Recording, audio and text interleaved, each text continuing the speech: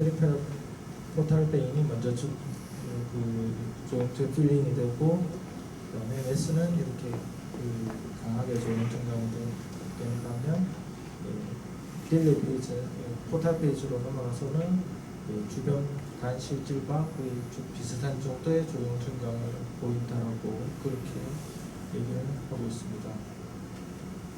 또 다른 흉내입니다. 여기 보시면은 이렇게 저의 코에 종괴가 보이고, 저의 코 주변으로 약간 좀 페리튜머럴, 로 에코에 여기 로 부위를 하는 것 같습니다. 이분도 역시 리버 전체가 브라이트하게 보여서 지방간이 동반되어 있으면 알 수 있습니다. 역시 맨 비슷하게 총 CT 영상에서도 동맥기에 강하게 증강되고, 레스 주변으로 해서 딱히 웨지 쉐입이라고 보기는 그렇지만 포칼 인핸스먼트 소견이 보이고 있습니다. 그래서 일단 스타토시스가 동반되어 있고, 거기다가 에피션트를 동반한 헤만지오마라는, 때로는 이게 저에코 종괴에다가 아마 종괴 주변으로 해서 또 다른 저에코에 띠가 둘러져 있다, 그렇게 생각하시면 되겠습니다. 자, 또 다른 증례입니다. 갈수록 어려운 것 같습니다. 역시 고에코의 종괴가 하나가 보이고 있습니다. 주변 코에서 이렇게 저에코에 띠가 또 둘러져 있다고, 좀 이 사진만 봐서는 이게 과연 저에코 비슷한 정도가 아닌가, 솔직히 저도 그렇게 생각을 합니다만, 일단 저에코에 띠라고 로에코 에어리어라고 나오고요. MRI에서는 패티 리버가 있고, 하지만 이분은 역시 나중에 또 MRI를 찍어봤더니 이게 또 우리가 생각했던 헤만지오마가 아니고 HCC로 나왔다고 합니다. 자, 또 다른 증명이 되겠습니다. 이분은 역시 비슷한 양상을 보이고 있습니다.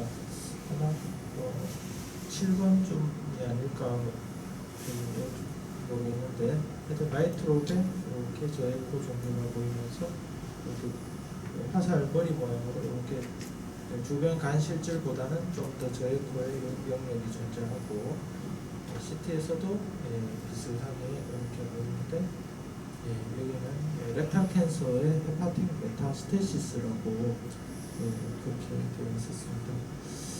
그래서 이게 좀 문제를 한 번 꼬는 데서 두 번, 세 번 계속 꼬는 느낌이었습니다. 우리가 퀴즈에서 보면은 우리가 통상적으로 보는 헤파틱 헤만지오마 하이퍼 에코익 림이 보이면서 균질하게 보이고서도 캡슐라 에어리어 있고 이러면 퀴즈 이건 아마 3점짜리 문제가 되지 않나 싶고요.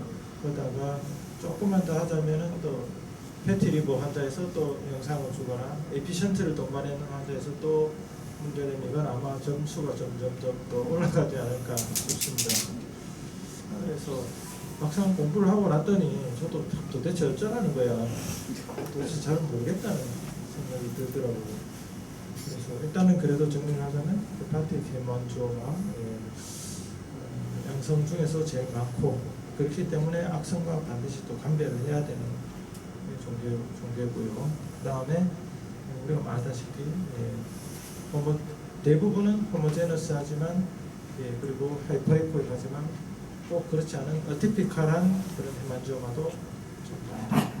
그리고 스타토시스가 동반되게 되면은 저에코로 보인다, 상대적으로. 그 다음에 에피션트는 포탈 동맥기에 보면은 내부로 해서 페리페럴 포탈 베인이 얼리 인핸스되는 그런 결과를 찾을 수가 있고, 종괴 주변부로 해서 이런 포칼하게 인핸스되는 그런 패턴을 보이면은 아마 에피션트라고 생각을 하시게 되겠습니다. 아마 이거는 조형증강 다이내믹 CT에서 꼭 얘기를 하는 거고요. 역시 스타토시스가 동반되고 에피션트가 있다면 초음파에서는 하이플로우 헤만지오마이기 때문에 하이포 에코익하게 보이고 하이포 에코 림이 있지만 주변부로 해서 종괴 주변부로 해서는 하이포 에코익 에러가 보인다. 이유는 포탈 베인과 그 헤파틱 아테리가 섞이면서 포칼 패츠 페어링 효과가 나타나는 거하고 같은 이유라고 보시면 되겠습니다. CT에서는 역시 그 총파처럼 주변부로 해서 그 메스 자체는 강하게 동맥기에 강하게 증강되지만 티며 주변으로 해서 파렌칼만 엔핸스먼트가 쐐기 모양으로 보인다. 그리고 반드시 DDX 해야 될 것은 HCC와 메타스테시스, 특히 에피션트가 동반된 경우는 CT나 MRI가 꼭 필요하지 않을까 싶습니다. 그래서 갈수록 어려운 것 같습니다. 제가 준비한 내용은 여기까지입니다.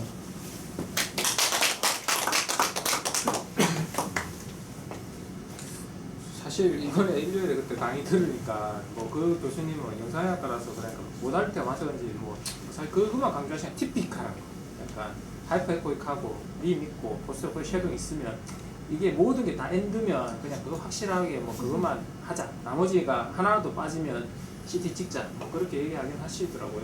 사실은 보면 티피카이거나 뭐 저런 게 있으면 뭐 다 싸가지 다 CT 찍어봐야 될 것 같긴 한데 뭐 원장님 보고 어떻게 하십니까? 그냥 뭐 그 교수님 말씀대로 뭐 사실은 그런 것도 있지 않습니까? 하이퍼에코 뭐 패티 리뷰가 있고 약간 하이퍼에코익한데 뭐 사실 모양을 봤을 때 좀 해만지오마 같이 보이면 물론 그런 경우는 CT는 찍어는 보겠지만 뭐 그냥 아유 그냥 뭐 해만지오마 같으니까 좀 빨로 합시다 뭐 그렇게 하시는지 아니면 뭐 CT, MRI 그래도 뭐 말이라도 한번 꺼내보고 뭐 찍으면 좋고 뭐 안 찍으면 뭐 책임이고 뭐 그렇게 하시는지. 김대현 쌤이 좀 코멘트하는 게 좋을 것 같네. 아니 우리 오늘 강사 준비하신 분이 뭐 준비 다 했죠. 표준적인 대답밖에 못 드리겠습니다. 그래도 고위험 분이면 당연히 뭐 경찰검사 CT를 찍어야 될 일이고요. 그다음에 처음 오신 분이면 확인은 한번 해야 되지 않겠습니까? 거기다가 덧붙여서 CT를 찍다 보면 엉뚱하게 내가 리버에서 발견하지 못한 예를 들어서 뭐 스몰 바울이라든가 뭐 키드니나 여자분들 같으면은 뭐 골반에 뭔가 또 덜컥 나오는 수가 있기 때문에 뭐 자주 찍을 이유는 없겠지만 그래도 그런 경우에서는 꼭 한 번쯤은 찍어보자고 권해야 되지 않겠습니까? 좀 해만지오가 뭐 많아서 뭐 그런 다 찍자고 하면 생각보다 CT 또 여기 검사했는데 또요 하면 항상 제 생각에는 만약에 처음 발견됐다면 무조건 찍어야 만약에 돼요. 이니셜로는 한 번은 반드시 다이내믹 스타디가 필요합니다. 안 그러면 나중에 뭐 어떻게 할 수가 없죠. 나중에 혹시라도 그게 뭐 다른 문제일 수도 있으니까. 그래서 제일 중요한 거는 어떤 매스도 해만지오마뿐만 아니라 다른 것도 마찬가지지만 이제 시리얼 체인지가 가장 중요하잖아요. 그래서 이 환자가 그 전에 같은 뭐 부위에 병변이 있었다고 확인이 확실히 되었다면 뭐 에코제네시스 변화는 있을 수 있겠지만 뭐 그런 경우는 예외지만 만약에 처음 발견됐고 만 CLD 리스크, HC 리스크가 없던 사람이라도 설령 HC 생길 수 있잖아요. HC나 메타 이승에서 얘기했듯이 그런 게 있을 수 있으니까 저는 이니셜로는 반드시 레코멘트 하는 게 저는 맞다고 봅니다. 하고 그 다음에는 이제 팔로우를 하면서 결과를 보는 게 맞습니다. 뭐 사실 병명을 한 번씩 물어보면 자기도 뭐 어디서 CT를 찍었다고 한 번씩 얘기는 하시는 분이 그런 있더라고요. 거잘 들어보면 예전에도 언제 했는데 CT에서 뭐 하나 혹이 하나 있다 그러더라 뭐 이런 환자가 얘기하는 거 많거든요. 이름 잘 모르더라고요. 사실은 그때 질문하고 싶었는데 사실은 그때 선생님이 얘기하신 것처럼 해만지오가 티피컬하지 않으면 당연히 CT나 MRI를 찍을 것 같은데요. 네. 근데 만약에 이제 뭐 티피컬한 경우를 CT나 MRI를 찍어서 해만지오마로 진단이 났다. 네. CT나 MRI. 그럼 그 뒤에는 그 CT나 MRI를 팔로우하지 않아도 됩니까? 그 다시 말해서 CT나 MRI로 한번 진단이 되면 네. 그걸로 데피니트한 진단이 되는지. 왜냐하면 제가 옛날에 네. 잘 모를 때 경험으로 그 카톨릭대 교수님이었는데 뭐가 보여서 보냈는데 해만지오마라고 했는데 1년 뒤에 오셔서 저한테 튜머 치료를 받고 있다 가지고 그게 해만지오마로 진단을 받았는데 나중에 그렇다 해서 그 뒤에 CT나 MRI로 우리가 진단이 되고 나면 그 뒤에는 CT나 MRI를 팔로우하지 않고 그냥 초음파만 봐도 되는지 그 원칙적으로는 사실은 뭐 티피컬한 헤만지오마 같으면은 다이내믹 스터디에서 뭐 CT나 MR에서는 확실하게 댐피랑 다이오 진단이 되잖아요. 그럼 굳이 뭐 그게 거의 뭐 악성 변화가 없다고 되어 있으니까 일반적으로는 찍을 필요가 없다는 난 예상하면 그래요. 근데 그런 경우에라도 그냥 팔로우 안 하면 안 되죠. 초음파 팔로우 해야죠.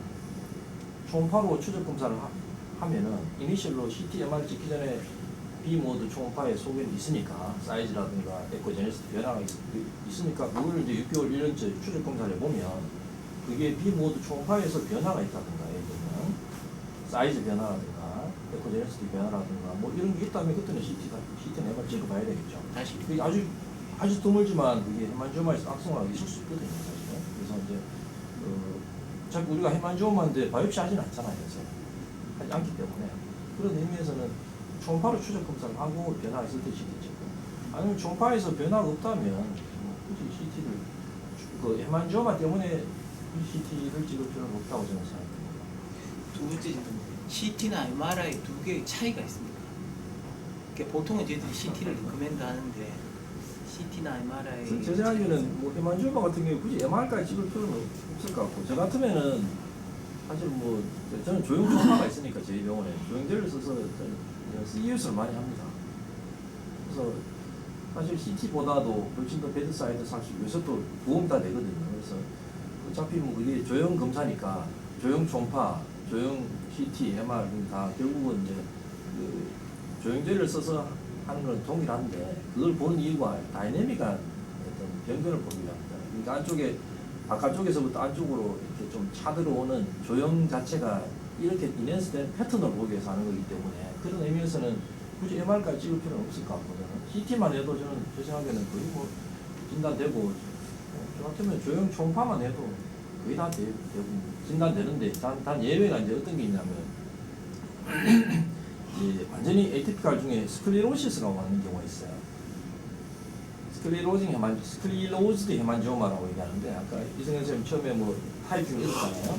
그러니까 이제 캐필라리가 있고 페메너스가 있고 스클리로징 그다음에 스클리로즈드 헤만지오마라고 있는데 그런 경우에는 보면 저도 그런 케이스가 몇 개 있는데 그냥 보통 하이포 에코에가게 보이기도 하고 에코제네시스는 좀 다양하긴 한데 조형을 해보면 전혀 인연성 안 돼요. 전혀 안 돼요. 그런 경우는 사실 좀 애매하기 때문에 바이옵시까지 해야 되는 경우도 있어요. 스클리로징에 만져보면은 그 안쪽에 내부에 그러니까 이제 디제너레이션 트롬보시스나 이런 것보다도 안에 하이리제이션이라고 그래서 베스큘러 스페이스가 완전히 없어져 버리거든요. 그게 마이고시스 꽉 차버리는 형태가 오기 때문에 이런 경우에 헤만지오마는 사실은 바이옵시 하지 않고서는 확진을 하기 쉽지 않아서 다이내믹 스타디에도 거의 조형이 바깥쪽에만 살짝 되고 안쪽으로 센트리피탈 인핸스먼트가 되지 않는 경우가 많거든요. 그래서 그런 경우는 좀 예외고 외에는 대부분 다 CT로 뭐 CT나 조형 검사 다 확진이 될 수가 있는 것 같은데. 김용수님 아까 그거 제가 좀 헷갈려서 그런데 그 래피드 필링 되는 거 있잖아요. 하이플로. 그거는 이제 구조적으로는 바스큘러 스페이스는 적고 인터스티션이 많아서 이제 그전에 설명하는 걸 보면은 수도 파이프는 큰데 물이 채이는 공간은 작으니까 한 번만에 그 인핸스 돼버리잖아요. 인핸싱을 하면 그 래피드 필링 설명할 때 그래도 설명을 하는데 그 구조에 대해서는 전에 한번 선생님이 말씀하시기를 그전에는 바스큘러 채널이 많음으로 해서 반사가 많이 돼서 그 헤만지오마는 고에코라고 했었는데 그 다음에 선생님이 그 뒤에 그 새로 나온 그 설명으로 보면은 그게 아니고 인터스티슈인가 뭐 다른 걸로 설명 안 하셨어요? 헤만지오마가 고에코로 보이는 이유에 대해서. 헤만지오마가 고에코로 보이는 건 결국은 이제 카보너스 경우에는 그 혈관강이 있잖아요. 그리고 그 엔도세륨을 하고 혈관강하고의 그 코스 인터페이스에 의해서 반사가 돼 가지고 고에코가 되잖아요. 근데 이제 우리가 래피드 필링은 바로 혈관이 카보너스가 아니고 캐피러리 같은 게 쫙 깔려 있으니까 피가 서서히 들어가는 게 아니고 확 들어가 버리고 그렇게 되지. 그렇기 때문에 랩트 필링 되고 그렇게 돼버리거든요. 그래서 랩트 필링 해망점은 일반적으로 캐피러리 타입의 해망점. 예, 맞습니다. 캐필러리 타입에서 랩트 필링이 많고 결국은 선생님 말씀하셨듯이 이 어쿠스틱 인터페이스가 많으냐 적으냐 그 차이잖아요. 이렇게 캐필러리 타입은 코스 인터페이스 거의 없잖아요. 없지요. 캐피러리는 없죠. 없으니까 인터스티슘은 어떤 역할? 인터스는 저에코죠. 그러니까 그 인터스는 말이 앞에 설명이 예, 그렇죠. 그 초음파의 에코를 잠깐 설명을 내가 드릴게요. 초음파를 영상을 판독할 때 제일 중요한 건 3대 원칙이 있거든요. 첫째 원칙은 초음파의 에코는 반사에 비례하죠. 초음파는 물질이 딱딱하다 소프트하고는 아무 관계 없어요. 초음파가 어떤 부딪혀가 반사를 많이 하면 고에코가 되고 반사를 안 하면 무에코가 되는 거죠. 두 번째 중요한 어렵습니다. 두 번째 원칙은 그럼 반사는 뭐냐? 물질이 강한 반사체이거나 예를 들자면 공기, 칼시피케이션, 콜로이드 뭐 이런 거, 뮤신 이런 물질은 물질 자체가 강한 고에코거든요. 그러니까 반사를 많이 하지 않나요? 그런데 대부분 우리 초음파에서 고에코로 나오는 건 강한 물질이 아니고 음향 인터페이스의 차이에서 그렇거든요. 예를 들면 우리가 아까 해망조마도 고에코인 것은 해망조가 딱딱한 게 아니고 해망제 엔도세리움하고 내강하에 음향 인터페이스가 생기지 않나요? 그리고 우리가 크로닉 헤파타이트 리버 시로시스에 그 고에코로 나오는 것은 에코션이 높아지는 것은 파이브로시스하고 간세포와의 사이에 어쿠스틱 인터페이스가 생기거든요. 만약에 파이브로시스만 only 파이브로시스면 오히려 저에코라. 예를 들자면 우리가 그 HCC의 페리페리에 고에코, 저에코로 헬로가 생기는 것은 only 파이브로시스로 돼 있고 또 해망조 HCC가 커지면 주위에 간 실질을 컴프레션 하잖아요. 그러면 간 실질의 덴시티가 높아지는 거래요. 그러니까 저에코 나오는 거죠. 그러니까 파이브로시스 자체는 고에코가 아니에요. 파이브로시스 다른 물질 섞여야만이 고에코 되거든요. only 파이브로시스 때문에 오히려 저에코 되지. 그러니까 초음파의 에코는 반사에 비례하고 두 번째는 에코는 이 강한 반사체이거나 물질이 섞여 있을 때 그 물질의 어쿠스틱 인터페이스가 클 때는 그 음향의 반사를 많이가 고에코 된다. 마지막 원칙은 뭐냐면 이 초음파의 에코는 상대적이다. 그게 이제 어떤 게 고에코인데 주위가 엄청 고에코면 오히려 저에코가 돼요. 예를 들면 HC 판크레아 캔서가 파이브로시스 많고 데스모플라스 리액션이 많거든요. 그럼 당연히 뭐로 돼 고에코로 나오는데 대부분 판크레아 캔서는 이제 주위에 판크레아 팻이 인필트레이션 되고 아트로피 되니까 주위가 고에코가 되니까 상대적으로 판크레아 캔서는 저에코로 나오는 거래요. 그렇게 이제 초음파의 에코는 상대적으로 포인트된다. 우리 고등학교 때 반에서 1등 했는데 의과대학 들어온 순간 평범한 학생이 되고 강남에서 1등 하는 학생이 서울대 의대를 들어가는 순간 중2급밖에 안 되면 아주 너는 머리가 나쁘다 소리를 듣게 되거든요. 그렇게 상대 포인이 되는 거지. 그렇게 대부분 초음파에서 고에코는 그 물질 자체의 코스 인터페이스에서 생기거든요.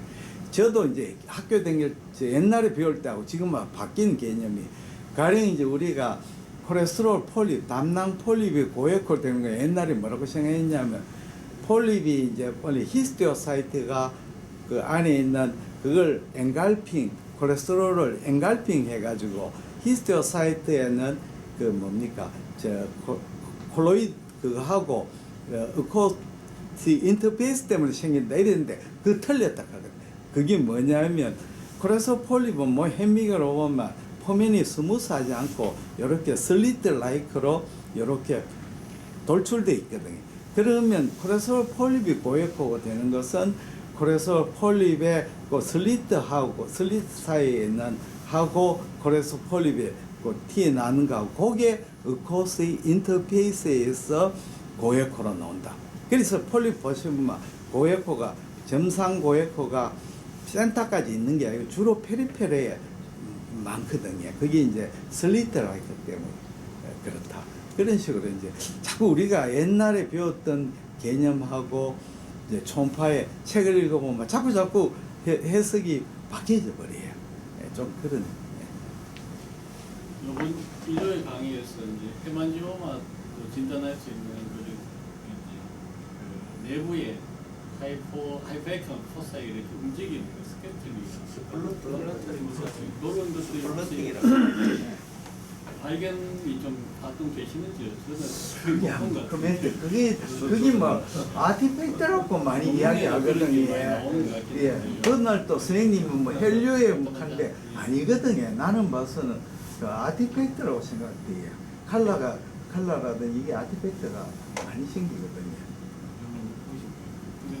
너무 스페시픽한 것처럼 말씀하시는 스페시픽 안 한 거로 아니, 그날은 배웠거든요.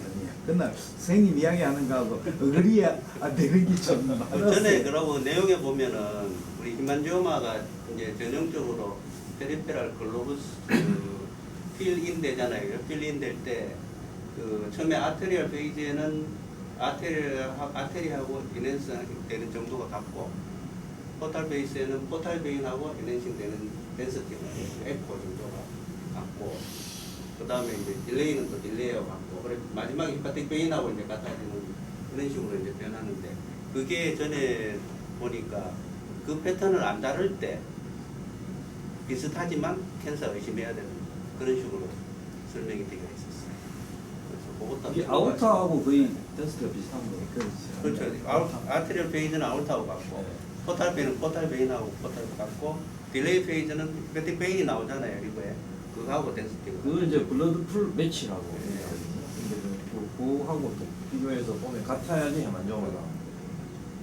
그것도 한번 볼 필요가 있고 아까 이제 저 칼펜더리하고 카베너스 얘기하셨는데 그거는 이제 구조적으로 들어가면 그렇고 제일 쉽게는 작은 히만지오마인데 페리페랄 필링 안 되고 순간적으로 바로 다 필링 돼 버립니다. 그런 게 이제 레프트 필링이고 그거 설명할 때는 파이프는 크고 공간은 작다. 슬로 필링 하는 거는 파이프는 작고 공간은 크기 때문에 제가 한번 찾아봐요. 처음에 찍어 놓으면 하얀 점만 보이거든요. 이네징 때 그걸 브라이트 스팟이라는 거죠.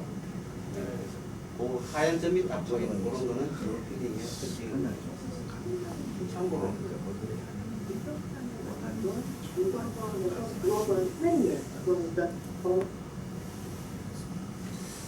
그러면 뭐 이제 네. 아, 수고하셨습니다.